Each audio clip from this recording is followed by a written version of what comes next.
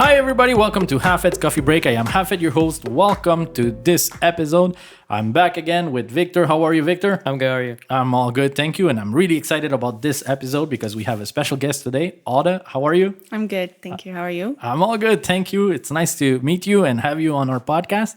And we were talking about guests that we would like to come to our podcast, and your name came to the conversation. And I said, I have to get her to the podcast. Your story intrigues me and I want to know more. And I'm pretty sure our listeners too will be, blessed or will have benefits out of whatever you're going to tell us today. And so I cannot wait to get to those interesting topics. But first, I'm going to talk about my coffee. Usually I take a coffee and I drink it and then I rate it. All right. So I'm going to give it a try to this one. And it's an espresso coffee from the virtual line. Big coffee, big mug, big amount of coffee. We can say, so it's a Ligero Blanco, and with a little bit of milk and one spoon of sugar. So that's how I take it.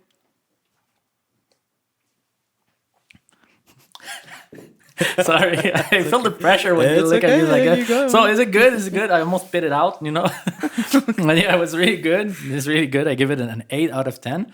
So I really like this coffee. It's maybe one of my favorites right now from this virtual line coffee that Nespresso released.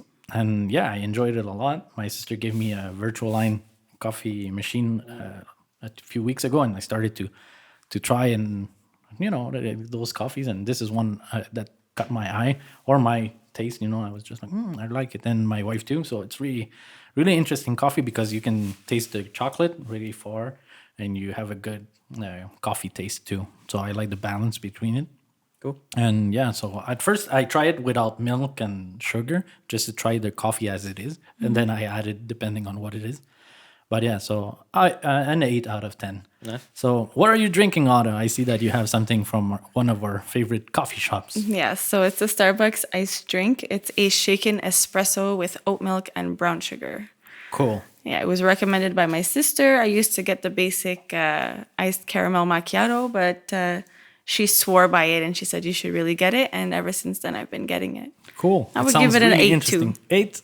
Cool. Yeah, and it's my first coffee with oat milk, so that's something. Okay. Yeah, that's what I was going to ask you. Do you regularly eat? No. Oh, okay, cool. No. That's interesting. Yeah. Because I'm not a big drinker of oat milk, but I started to discover that also because my wife is trying some new recipes, and I was like, oh, okay, cool. It's interesting. It's interesting, so yeah. That's cool. Yeah. It gives another twist to the coffee, right? Yeah.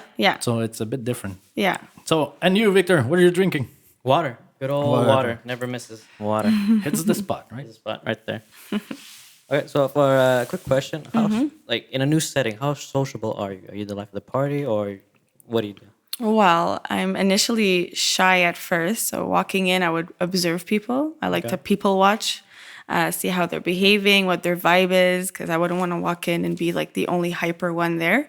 So I would just kind of assess the situation and then wiggle my way in and just be comfortable. Wouldn't want to go too crazy. Yeah, cool. Yeah, so then you start showing yourself how you are. And Yes. To see if they can accept it. Or if they're going to be like, oh, wait. Yeah. Yeah, okay. Yeah, and what about you, Victor? Not at all. I wait for somebody to ask me something, and then I'll show people who I am afterwards. Wait. What are you doing here? Yeah. If it's a general setting, I'll be like, hi, how are you? Sometimes I don't. I don't know why. I have this problem where I go into a new room or new people, I don't say hi because I'm just that's socially awkward. Oh, no. And then eventually we'll go into the... That's crazy because after that, people get to know you and they're like, oh, it's really nice to meet you and see how you are. You have a really nice personality. So it's, too bad if they don't give you another try or give you enough time to see it, right? I should work on it. Yeah. Yeah, we should work on that, actually. Okay. Yeah. All right. So, cool. What about you? I'm a bit like you, or actually, I like to just see how it goes around, and because like you said, you don't want to just get there and show yourself as you are. And, people are going to be or scared or be like, oh, this guy is too high or in judgmental. Judgment. Yeah. So you don't want to give them all that, Right. Give them time to judge you, but after that, you just that's what I try to do. But it has changed because at first I was like that. I was just like, hey, hi. And I was like, well, if you like me, you like me. If you don't, well, I don't care, That was how my mentality was at that time. But then I was like, no, I have to calm down and just like, hey, hi, take it slow, because I saw a lot of people just go like, okay, this guy is weird, and other people were like, oh no, I would like to be more like that. Well, you'll attract how you are being to exactly people who are like that. Yeah, exactly, and you don't want to be too out there, like you said, like too much, right? Yeah. So so that's how I do. But honestly, like I feel comfortable talking with anybody. Like I try to find a way to, and when it doesn't work, oh my god, it's like I don't like it, but it's really rare. I haven't been in a situation where I can just like get to a place and then I have nothing in common with somebody, or that awkward Right. position where you're like, so and Yeah. what about you? And then the person just doesn't go like. Yeah. Often teenagers do that, right? And Yeah. like I work with teenagers and I still manage to make them talk a bit, but Yeah. and it's funny because sometimes like even the parents are like, how do you make him talk? I was like, well, I don't know, I'll talk about whatever, and I try to take all the signals, I try to be that person too before judging somebody, just like, okay, what does that person like? What do they, what are their interests? And then make a connection with that. Huh? Yeah. So, yeah, and sometimes I have to do my homework, right? I say, okay, they talk about a game or whatever, and it's like, oh, I don't know about this game, and then just check it out a bit, and then I talk about the game, the next class that I have with my students, and then they're like, oh, you like that game, or you know that game? Yeah, I know, and then you have a connection, Yeah. So these are kind of things that I do to just like break the ice with some people, well, some students, in my case, right? But yeah, so I'm a teacher. Well, now it's obvious, right? But Yeah. Hoda, what do you do in life? Like, if we can summarize, maybe in a sentence, how would you describe what you do? Well, the title is I'm a radiation oncology technologist. Okay. And I administer radiation to cancer patients. Great. To kill the cancer cells, Wow, to get rid okay. of them. Yeah. Through radiation, right? Yes. Oh, okay. Yes. That's the full-time job. And then I have a part-time job. Okay, and what do you do in Yeah. your part-time job? Well, I've been there since I was like 16. It's been 12 years. I work at a deli at an IGA. Okay. Yeah. And Okay, I'm still cool. there part-time. Oh, nice. So your student job followed you until now? Yes. Okay. Yes. That's Yes. cool. Yes. That's great. Cool. And well, we'll get there. But what do you do? Now you said you work in a hospital, I guess. Yeah? Yes. Okay. Yes. So and how do you like that? Did you study to get there? What is the we say in French, le cheminement, or your Trajectory? Your trajectory. Yes, thank you. So what do you study to get where you're at? Or what did you do to Okay. get there? Well, it's an actual program at Dawson College. Okay. It's called Radiation Oncology, and it's a very specific program. So it's not like a general thing, and then you specialize in this. It's just like you're going into a specialty. Okay, Like cool. right off the bat. So once you get into that program, you know exactly what you're doing in 3 years. Oh, that's cool, because Yeah. sometimes I feel like it's a waste of time having that many classes and you don't even know where you're going. This so is that's like cool. literally one job. You got one job after. That's nice. Cool. Did you always wanted to go in that, or was it you just found that thing? It was like, oh, this is pretty cool. I don't have to go to university or anything. Well, I did social science at Vanier first because I didn't know what I wanted to do. Right. And then once I finished social science, I was like working, and then I was looking into things, and I was going to go to John Abbott for like dental hygienist or like pharmacy technologist. And then I did some extra classes at night at Dawson to get my grades up for those programs. And then I ended up discovering radiation oncology. And I was like, well, okay, I'm here. And then I jumped in. Yeah. Cool. Cool. And how long have you been doing this now, since you graduated, per se? 4 years. 4 4 and years? a half years. Yeah. Okay. About. At the same place, like where Yeah, you're at? at the Okay. Jewish General Hospital. Cool. Cool. And you like, you have a team, I guess, working with you, and it's not all- Yes. Cool. Yes. We get along very well, so that's good. That's cool. It That's makes cool. job fun. That's yeah. nice.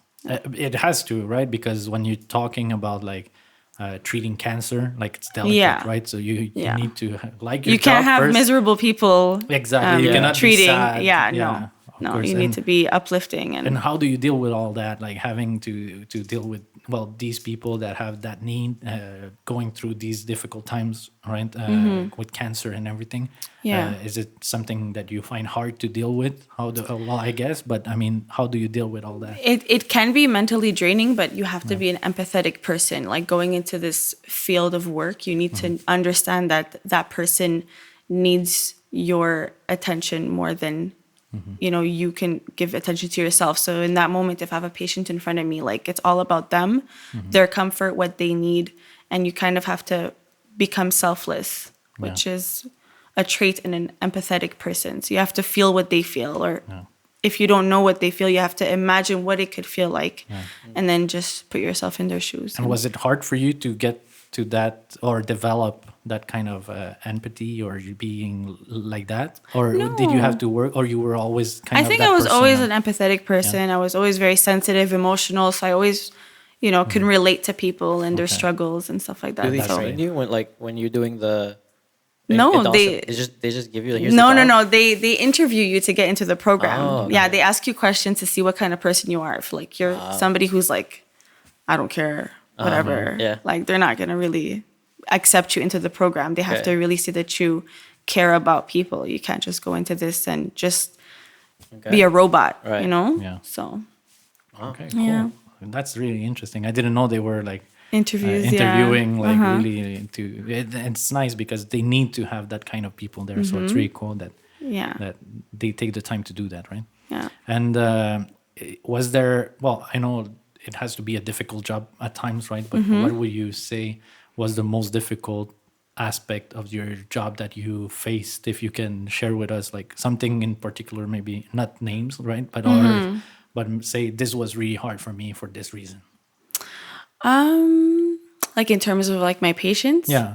Well, it gets difficult when they want to give up, and then you have to be the person to like, because it's a lot of pressure when you gotta help them find the motivation to keep fighting, because radiation tends to be like the last step in their cancer journey.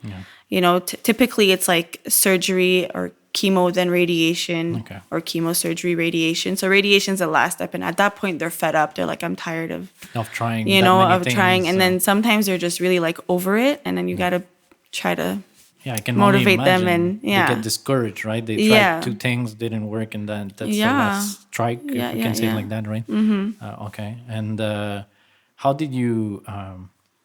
Well, you said that they come last strike, and how do you try to lift up that kind of mentality, or try to give them a bit of hope, or trying to say, let's do this, right? Well, I talk to them like I would talk to a friend who's going through something. I'll be like, listen, you're already here. You showed up. Here we are. Like, let's go get on the table. We're going to do what we've been doing for the past, every single day you've been coming in. Why stop now? Or I would tell them how many treatments they have left. I'll be like, you're almost at the finish line. If you stop now, what was the point of all of this? And then they're like, you know, you're right. Okay. And then like. And how long can a treatment last? Let's say, like you say, near the end. So they have a certain amount of. So they could vary, to... depending on the staging or what kind of cancer they have. Like some patients could have up to 38 treatments. Okay. Oh. Yeah, Monday to Friday. So they come every single day. So you get to know them, and it's important to build a connection with them, because then you have something to talk about to keep their mind off of the fact that they're coming in for cancer treatment. Yeah. So, so you gotta like ask them, like, oh, you know, like, how was your weekend? And say, I spent it with my kids. Oh, how many kids did you have? Do you have? And then like, you kind of remember, because you see them every single day, and you build a connection, and then they don't feel so sad to come in. Yeah, of course, they have feel a little happy, connection. They relate with you, and they feel you relate with them, which is also really important. Yeah, right? and that's the most satisfying part of the job. Cool. Just. And how well do you know the results sometimes at the end? Let's say at the end of a treatment per se, the person leaves, and like, do you have an update on their health, or if they recuperate, or it was successful, or something like that? Or we don't know about the follow-up, but what we tell them is every patient that finishes treatment, they have a follow-up with their doctor after a couple weeks. And we tell them, like, you know, come back and see us, say hi, you know, just to say hi. And a lot of them come back to say hello and tell us that like everything is great, it's all gone, and they're ready to continue on with life. And so those are the only updates we get. It's when they come back to see us. Okay. Do you ever get like attached to a patient, like, are you really into his story, or? Oh yeah, I've cried. Okay. I've cried saying goodbye when there was like their last one, and I'm like, I'm gonna miss you, please. Like you want them to come back, but like you don't want them to come back, you know, like. You want to keep updated and wish them well, of course, because it's part of your job. Because we share laughs, we share jokes, life stories. We get to know each other, and you know, just it could start off with just talking about traffic, and then from there you build like a bond with them. Yeah. You Wow. know? Okay. Yeah. Crazy. That's crazy. And how, like, how does that impact your life and everyday life? Like, do you feel it's heavier? Do you have that, let's say, way of cutting out from job and whatever you do, like the other job or home? Do you have a way to split it and say like, okay, this was job, and then because it has to be heavy. I mean, it is, yeah. It is mentally draining, but then like when I get home, it continues because I take care of my parents. So okay, my only break is the drive from the hospital to home. well, okay. Yeah. Yeah, and if we can talk about your parents, like what is the condition of your dad per se? Like, So you say yeah, it continues. So it continues in 2017. Actually, the year I graduated and started started my career at the hospital, my dad had a stroke, okay, and it was crazy. It happened in front of me at home. Oh, yeah, okay. he was telling me he was feeling weird. His arm was numb. It was like, how long has it been numb? He said 40 minutes, and then. Oh.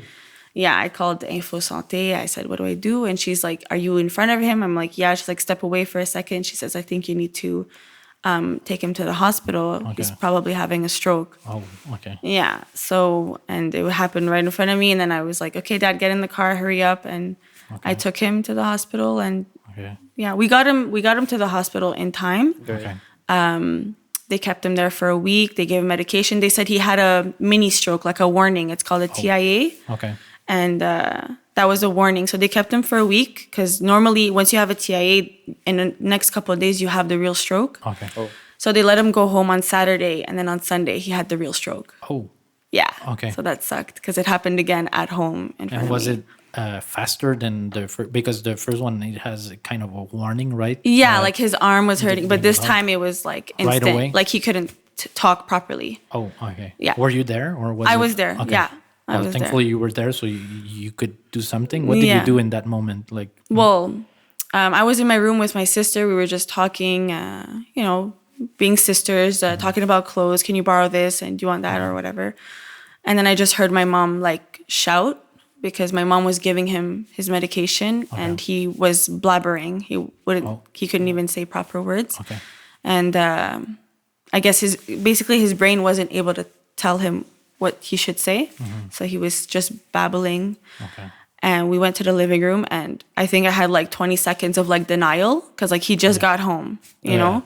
Yeah. So it was like 20 seconds of denial. And I was like, Dad, say something. And like, he obviously can't. And I'm literally staring at him like, say something. And, it was hard. My niece was maybe 12 and she was sitting in the living room. And okay. I told her like, go in my room.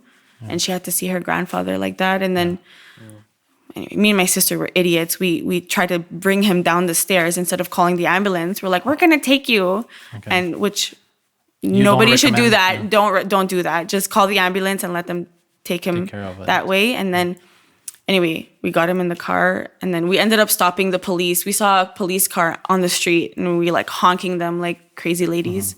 And then they ended up calling an ambulance. Okay. And then he went, and that was a damaging stroke. So now he permanently cannot talk and can't walk. So he's like in a hospital bed at home. Okay. Yeah. Wow. Okay. So that pushes you to. That's what you said. Like you continue, right? And Yeah. what So I get understand, home. Yeah. You take care of your dad, so it continues. And, Yeah. Okay. Yeah. My mom is there full time. Like I told her to, she retired early because there was the option of putting him in a nursing home was not an option, especially in like my culture, Lebanese culture. We don't. Okay. We don't do that. We take care of our elders. Yeah, right? exactly. So I told my mom, I'm like, we need someone home with him. He can't feed himself. He can't go to, So she's like, yeah, I'm staying home. And then from that moment, I was like, okay, it's time to get started. It's a new life now. Of course. Yeah. Yeah. And that's what is going to be my next question. Like, how did, your life changed completely, right? Yeah. Like, and how can you tell us a bit more? Could you tell us a bit more about how it changed your life? Yeah. Because it's something really like to see your parents. It has to be difficult. I can just only Definitely. imagine, like, just to be like seeing him like he's fine, and then for a week to another, like everything changes. Yeah. Do you put a lot of pressure on yourself? Like, how do you deal with all that? How do you feel like your life changed from that moment to right now? Well, it changed a lot, but I think a lot of the responsibility fell on me because I was living at home, right? So I have 3 siblings. So by default, if I'm at home with my parents, like, my brother, we lived in NDG and then my brother lived in Vaudreuil. So it was like a really far drive. And my other sister was in Laval. And, I was at home. So I was the direct person. And, I jumped in. My mom, when he was in the hospital, my dad was in the hospital. After the real stroke, he was in the hospital for about 8 months. He had 4 brain surgeries. Wow. Yeah, so she was like, I'm not going to work. She stayed by his side. Even if she had to sleep in a chair, she slept in a chair. So then I was at home and I was like, I don't have my mom, I don't have my dad. Yeah. And then I just have to like start paying the bills by myself. And how old were you at that time? this was in 2017. I can't do math right now. I was 24. Was 5 years ago, more or less? I was 24, yeah. 24 when it happened. Wow, that's a lot of responsibility for a 24-year-old, Yeah, I right? can't imagine. Yeah. Everything falls into your shoulders. Like, wow. Yeah. But I work really good under pressure. Yeah. I'm the type of person that like waits to the last minute until it's like high pressure and then I do the best work that way. Yeah, I learned as I went, right? So my mom was in the hospital with my dad for 8 months. So then I eventually, like, with her help, I was like, okay, well, mom, like the bills need to be paid. Yeah. And so like I got access. She told me like what bills needed to be paid and I started taking care of everything. And little by little, I kind of had a routine. And then when my mom and my dad came back home, like it was as if nothing was forgotten because like I took care of it, Okay. Wow. Yeah. Wow. Well, respect. Yeah, wow. seriously. Thanks. It's crazy. I mean, Yeah. well, from what I hear, like you did great. So keep it up. I know it's a difficult situation, right? Thank you. Yeah. I can only imagine, as I said, I haven't dealt with that. Like, and I need, that's why I was like, she has to come and talk about this. Yeah.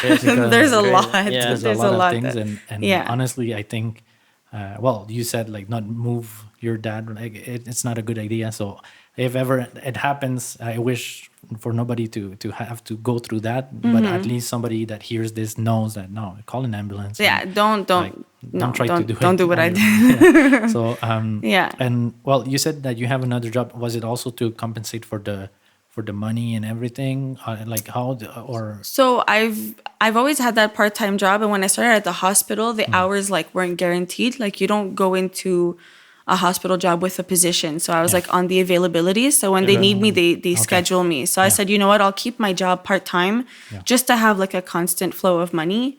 And then I was working a lot at the hospital. So I was just like making money, and I was like, yeah. And I was like super happy. And then my dad had the stroke. So it went from I was working my second job for fun to have extra money for fun to,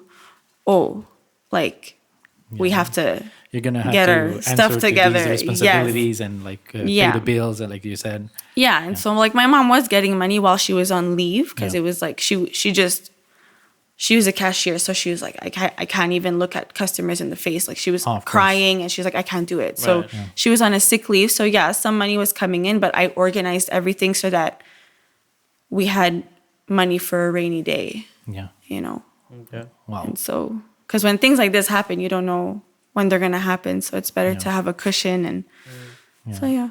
Everything happens for a reason. I hear that a lot, right? Yes. And it's crazy to see how like having money on the side helped you to go through all those moments. So Yeah.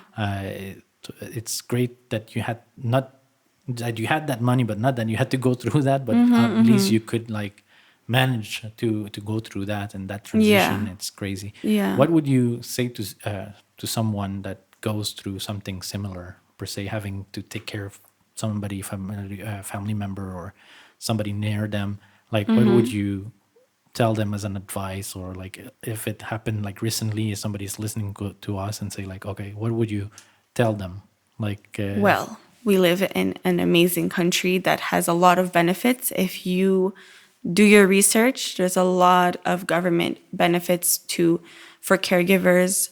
The CLSC is great. You just have to ask for what you need. You never know what you can get. You just have to ask. Get a social worker involved. See what you can get to help. Yeah, because And sometimes we so- feel we're alone in those situations, right? But like you said, we're in a country that helps a lot. So, Yeah, yeah. and sometimes they don't know how they can help, but you have to ask Yeah. for that help. So, Like Service Canada is Yeah. like I was on there every day to find out what we were eligible for, what we can get as assistance, and Okay. there is a lot of things that can be helpful. And CLSC as well. Speak to a social worker at CLSC, and they can really help help out. you and tell you what your rights are. You have the right to have all of these products. This can be delivered to your house. You know. Wow, that's Yeah. great. Thank you for sharing all that. And how do you deal with all that, like thinking in the future, let's say? Like you say that you still live with your parents, right? Well, I used to live with my parents in NDG in a duplex, Yeah. and now they live with me because I Okay. bought a house in Vaudreuil. Oh, okay. Yeah. Okay. So Great. we swapped. Yeah. We're closer to my brother now, so he's helping. That's cool. Okay. And my mom is with the grandchildren. You know, she gets to see the kids great. more often. So Good idea. yeah, well, just bigger space because an upper duplex and you're in a hospital bed. If I used to panic every day. If there's a fire, how do I get my dad out of the house? Right. You know, so now yeah. it's a better living space. Cool. Yeah. Yeah. Well, Do you make time for yourself? Like you try to keep your like. do you have free time? I do try to make free time. Yeah, I do. Because then Yeah. I'm going to go crazy. You cannot go through all that without having some time for you, right? Yes, exactly. So, you know, before COVID, I did, you know, go on vacation. I went to the Dominican Republic. It was a girls' trip with my best friends. And, you know, but then COVID hit. And then now it's like, okay, what do I do now? And I work in healthcare. So then it added stress to me coming home from the hospital. And my dad's situation, like, I didn't touch him for like almost like I wouldn't go near him or near my mom. So Yeah, I was gonna ask you Yeah. about that. Like, how did that affect? Because even at your job, you work in a hospital. The COVID situation, all the restrictions, all the situation, Yeah. puts so much more pressure Yeah, to it these did. jobs. Like, wow, I can just imagine. Wow, it's crazy, and seeing everything you go through. And dealing with your dad and trying to help him, but also not bring the virus. It's yeah. crazy. Well, my mom and I are a good team, you know, because she stays home with him all the time. So when I would come home, she had like the Lysol ready. Yeah. Like anything I touched, she wiped down. So I would go straight to my room, drop my stuff, jump in the shower, and she would disinfect everything I touched, and then we felt safe, you know. But I wouldn't hug him, which was Yeah, of hard. course. Yeah, And he can't talk, right? So yeah, the main communication is like holding his hand and, you know, yeah. Wow. sign language and stuff like that. So And how's your mother going? Well, does she take time for her too? Do you try to send So- her to a spa? I don't know. Something. so in just the so beginning, she can- in the beginning when everything was happening, we kind of forgot that my mom needed a break, you know, until she expressed it to us. She was like, I'm home all the time, you know, and it's her husband, you know, Yeah. they've Yeah. been married for 37 years. Wow. So it's like, that's her husband. And she's looking at him and this is the state that he's in. And it breaks her heart too. So I made a deal with my siblings. I'm like, okay. And this again was before COVID. So every week, one kid, we're 4 kids, right? So one would take a week and take her out. But we have to be 2 people, right? So one person has to stay with dad while the other one takes mom. Yeah. So it's I'm pretty good at that. So I scheduled it, and it's like, great. okay, which week are you taking her out? Which week are you taking her out? And then we were doing that, and she loved it. She was having the time of her life. And then COVID hit, so then that kind of like Stop brought the things project, down. yeah. And then when everything opened back up, we started over again until the COVID passport vaccine thing. So so now we're back to not being able to take her Okay. out, but we're figuring things out. You know, Okay. we Yeah, go with the it's, flow. We just figure Yeah, it's it out. important for her to have some time also to Yeah, have a break, if we can we have say to like take that. care of right? her. Yeah, Take care of her. Yeah. And it's a tough situation, right? And it's crazy when you think about it when you get married, for better or worse, right? And Yeah, in those yeah, moments, yeah. well, you can see that she's handling it right in the worst Yeah. situations. So hopefully, well, your dad gets better. We wish you all the best, and Thank you. we really well, our thoughts are gonna be with him, and Thank you. all good energy for Yeah. him, and I hope Yeah. he gets better. Thank you. And it's crazy what you're going through. I'm in awe, honestly. Like with everything you do, keep it up. It's demanding, as I see, and but you're doing it for family, and that's what I think. It's the most important thing, right? Yeah. If we don't have family, we don't have anything, and Yeah. it's crazy. So to see that you're there for your parents, I now that I have a kid, I take care of a kid, and having to take care of our parents is something special too. And always remember that they took care of you when you were younger, Exactly. right? So, and now you're giving it back to your dad, Yeah. right, and your mom, and Yeah. keep that in mind. If ever you try to find motivation to continue helping them out, or if you get tired, just remember that they were there also for you. Yeah. And keep it up, and we hope he's gonna get better soon. Yeah. And Thank you. Thank you. yeah, thank you for sharing all that. Honestly, it's crazy. And I'm pretty sure somebody out there is going to be also touched by the story and motivated to continue if they're going through something similar. It really puts everything in perspective. Like you do all this for like your family and everything, and the little troubles that some people might have, this and there, it really doesn't compare to like what you're going through. Yeah. It's like it motivates me to be like, well, if she's going through all this, she can do this and still keep a Right. smile on. Right. Then anybody can. You have no reason to say Crazy. that you're tired. Yeah. today. Yeah. It's like Yeah. I imagine you're tired. Now I can imagine Yeah. how tired you are right now.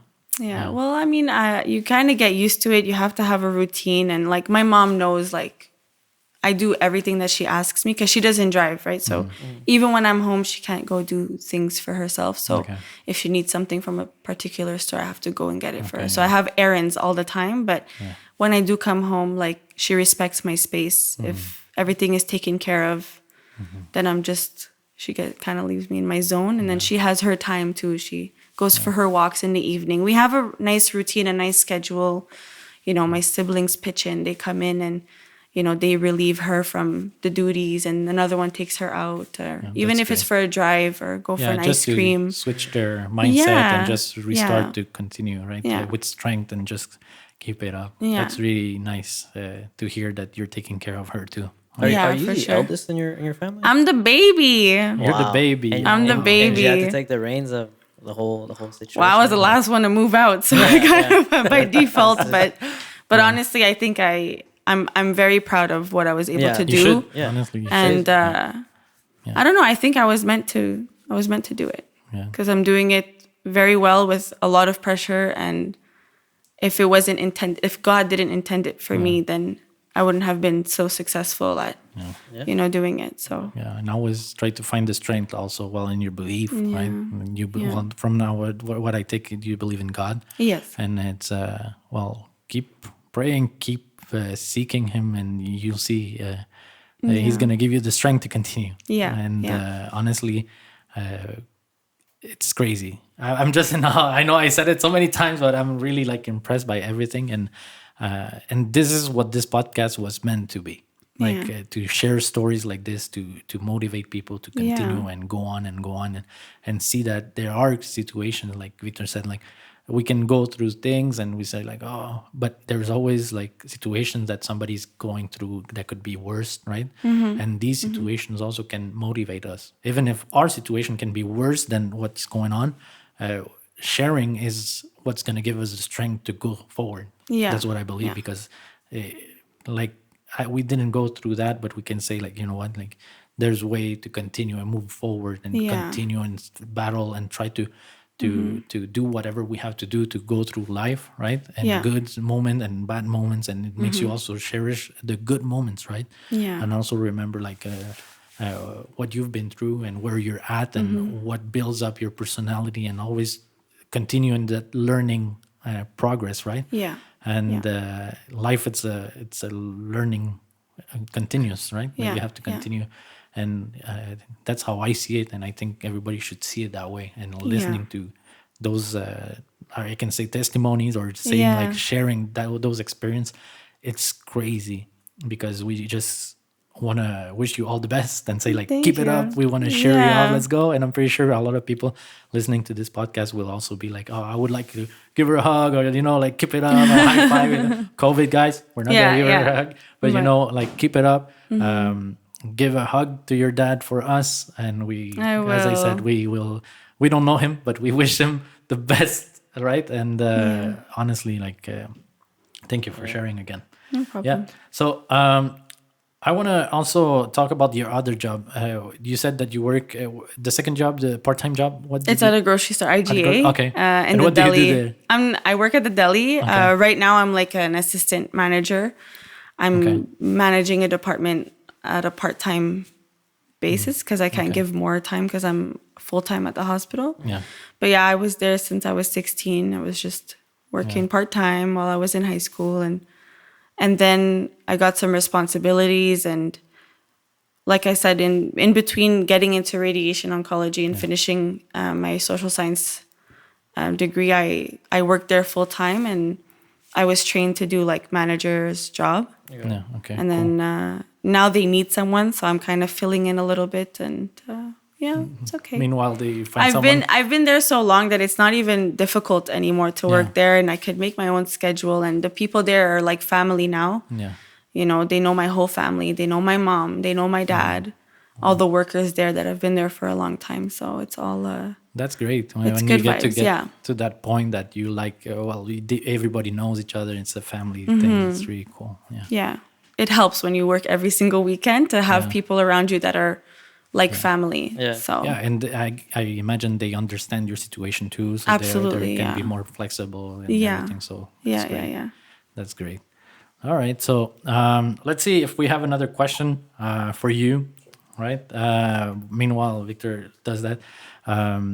Well, we like to talk about everything here, right? But if ever I tell you, okay, you have all the time, like let's say 2-3 weeks free of commitments and everything, what would you like to do? You said you don't have that much free time, right? But if ever I can magically tell you, okay, drink this water, and this water is going to give you time for 3 weeks. And then at the end of those 3 weeks, you come back and you're here, right? Okay. Like, what would you do in those 3 weeks of time? You can travel, you can do whatever you want. Like, money is not like an issue. Let's say 3 weeks, what do you do? I would sleep without setting an alarm. First things first. That would be nice. And then I would probably want to travel anywhere with a beach where I can just literally relax all Sleep day. on the beach. Yes, exactly. That's my kind of vibe. So yeah, Cool. and just swim in the water, just relax and give my body a break. Yeah. Yeah. All right. Yeah, I would do something like that too. But at the end of a day, like at the beach, I get bored. So I would have to find another activity to do. But yeah, I'm also, I don't know, I like to move. I like to do activities. Right? Yeah. So I would do something like that, near a beach, something warm, but not too warm, cold at nights and sleep well, Yeah, That's what yeah. I would like to find a place to go, maybe 2-3 weeks, then come back. That would be nice. Yeah. Yeah, that would be nice. I found a very family-oriented question. Okay, here we go. What is your most favorite family tradition that you have, or do you have any? There's a few. But one that's really touching, actually, ever since my dad got sick, we used to have our own lives. And then when he got sick, everybody just merged together. Like we became way closer as a family. Okay. And one of my personal, like, wow, I love my family moments is when we're like all together at my house for a birthday or any kind of celebration, any holiday. We would put music and we would all kind of just like make my dad laugh. We would dance around his bed. The hospital bed is like right in the middle of the living room. Like he has the whole living room. That's his spot. And he has his TV. He has everything. And we would just kind of like all dance around him. And he would kind of like wave his hands as if he's dancing with us. And that's like my all-time favorite moments. Cool. Yeah. Wow. Yeah. That's yeah, great. Yeah. Yeah, family time, it's always great, right? Yeah. It's something that we have to cherish a bit more. Like I said before, even like with COVID, sometimes we were always like, before COVID, we were putting excuses sometimes not to spend time with the family, being like, oh, I don't have time, I have to do this or whatever. And sometimes, like, I think I'm guilty. Okay, I've done that. Like sometimes when you're too tired to go out, and you're like, oh, you know what? Like I have something to do, and like, no, I cannot. Like I cannot afford like using my energies to go to this whatever. Like not a birthday party, but something like gathering or something like that. I didn't feel it was like not important, but that it was like there's always another day that we can celebrate or something, And then COVID hit, and you're like, oh. I wish I would have. I wish I would have been shoulda, there coulda, a bit woulda. more, Yeah. But I'm just saying, like we have to share those moments and try to spend time with our family members or friends, with close ones, and try to be careful with all that, right? And try to take the time to make the time for them, right? Yeah. And honestly, well, I'm really grateful that you shared all this, and Really? for real, it makes me cherish even more my family. Like if ever I have to think about all that, and I'm like, wow, no, I want to spend time with my family too, be more there with them, and try to and I try to put myself in that situation, like what would I do, right? Yeah. And I think a lot of people listening are gonna do that too, right? They're gonna be like, wow, what would I do if that happens, And like it's crazy when you think about it, and we never know how we will react to kind of situations, difficult situations in life. So if ever that happens to someone, stay strong, try to keep it up, try to be smiling, try to find joy in all those situations. I know it's difficult, but you seem to be someone joyful. So that's what I get from your from seeing you and how you are and how you talk. And don't ever lose that. Try to always keep that up, right? That spirit of being joyful and share that story. Like share your story, which makes it your story, your family story. It's special, and I think a lot of people can benefit from hearing from you, right? Yeah. Like I said before, we try to bring people in, sharing those kind of stories, because I think there is always a hero nearby, and I can consider you as a hero for your family. And honestly, continue. We know they're not always wearing caps, right? Yeah. Or capes, I mean. Yeah.